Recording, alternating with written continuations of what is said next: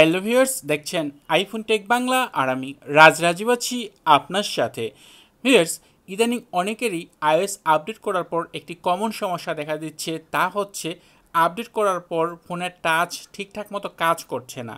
তো এরকম সমস্যা যদি আপনার হয়ে থাকে তাহলে আপনি কিভাবে ফিক্স করবেন আজকের এই ভিডিওতে সে বিষয়টাই শেয়ার করছি।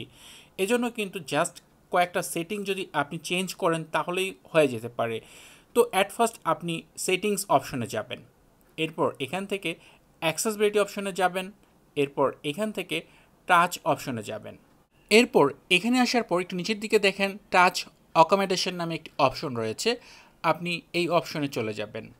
তো নর্মালি এই অপশনটি ডিফল্টভাবে অফ করা থাকে। তো অ্যাট ফার্স্ট আপনি এখান থেকে টাচ অকোমোডেশন অন করবেন।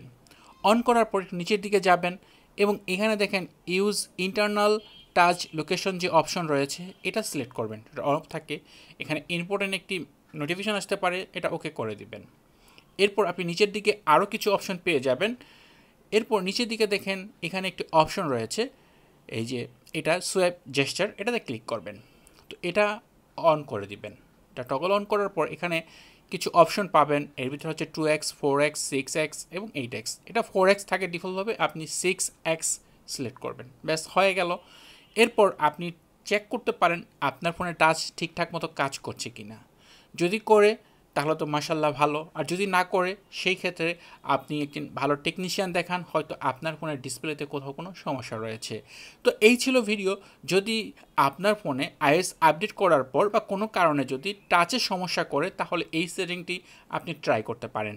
যদি ভিডিওটি আপনার কাছে ভালো লাগে তাহলে অবশ্যই ভিডিওতে লাইক দিবেন, কমেন্ট করবেন। চ্যানেলটি সাবস্ক্রাইব না করা থাকলে নিয়মিত আইফোন রিলেটেড ভিডিও দেখার জন্য চ্যানেলটি সাবস্ক্রাইব করে নিতে পারেন। কথা হবে পরের ভিডিওতে, সে পর্যন্ত ভালো থাকুন, সুস্থ থাকুন, আল্লাহ হাফেজ।